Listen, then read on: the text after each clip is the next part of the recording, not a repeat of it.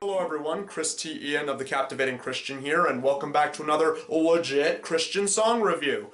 Yes, we are going to be looking at a Christian song that I was able to find, because I feel like I've been reviewing too much Christian film recently and Christian television, so I feel like I want to start eking into other Christian media that's not just film or television wise.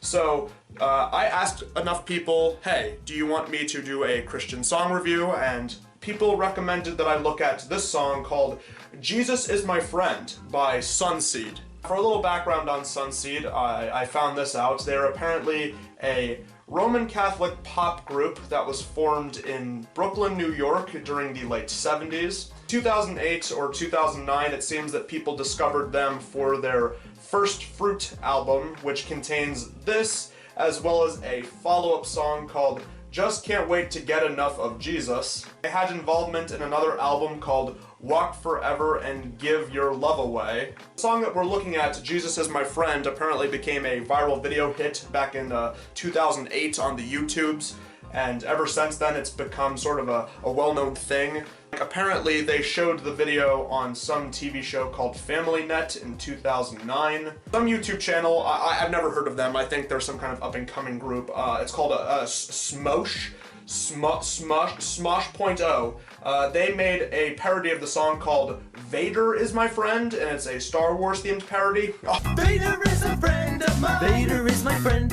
Vader is a friend of mine. I have a friend in Vader. Oh, that is, I just gotta say, that is funny stuff. 2011, they did a cover on the TV show Glee. Man, who remembers Glee?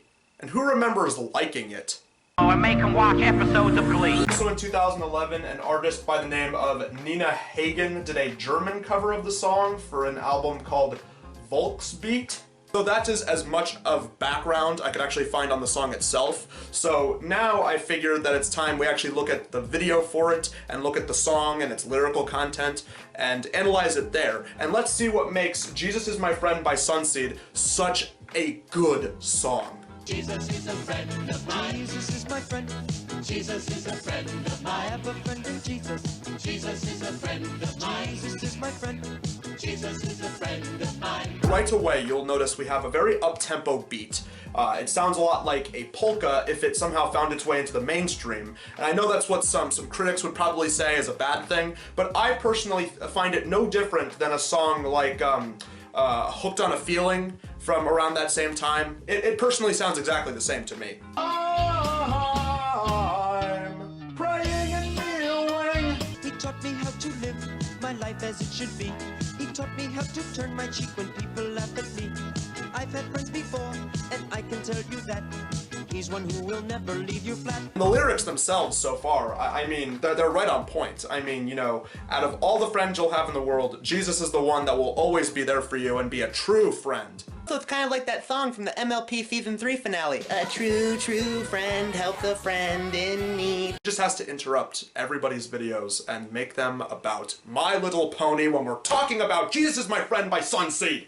He taught me how to pray and how to save my soul. He taught me how to praise my God and still play rock and roll. The music may sound different, but the message is the same. It's just an instrument to praise his name. Now that lyric right there, I probably would have disagreed with that a long time ago, because you see, back then, I was one of those Christians that thought rock and roll was nothing but the devil's music. And some might say that, oh, this isn't really rock and roll and blah, blah, blah. But personally, there is a section of Christian rock. I know some people will jokingly say, oh, well, Christian rock and roll isn't very good. Well, let me tell you something. POD, Skillet, look them up. Again, just fantastic lyrics we've got here. I mean, the music may sound different, but the message is the same. It's an instrument to praise his name. You see, it goes to show that Christians can make good music, and people just need to look for good Christian music out there.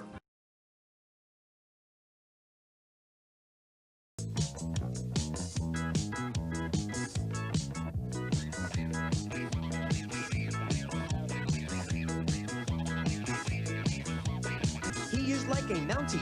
He always gets his man, and he'll zap you any way he can. I mean, he's not technically wrong. I mean, once everything goes to the afterlife, you could be zapped down into hell, but you can also be zapped up into heaven. So he's absolutely right. He does get his man. Although I'm not really sure about the whole Mountie line. I mean, comparing an all-powerful deity to a Canadian Mountie on the back of a moose, I'm not really sure about that lyric specifically, though. He loves me when I'm right, he loves me when I'm wrong. He loves me when I waste my time by writing silly songs. Now, by silly songs, does he mean silly songs with Larry? The part of the show where Larry comes out and sings a silly song. Ah, Christian media reference. He loves me when I'm quiet and I have nothing to say. He'll love me when I'm perfect if I ever get that way. Since this is a Christian song that brought up birthdays, I think it's appropriate we show a clip from Christian YouTuber's Super Mega. What if at the end of each prayer it's like a wish? You'd be like, one, like two. a birthday wish. Super Mega's best Christian YouTube channel. I mean, it's not wrong. That's terrific, Sal. Thank you very much. Beautiful, beautiful. So friends, what have we learned? I think we learned that Sonseed were very ahead of their time in terms of Christian popular music. I think they had a very good melody, a very late 70s polka pop sound, and I think they did a really good job.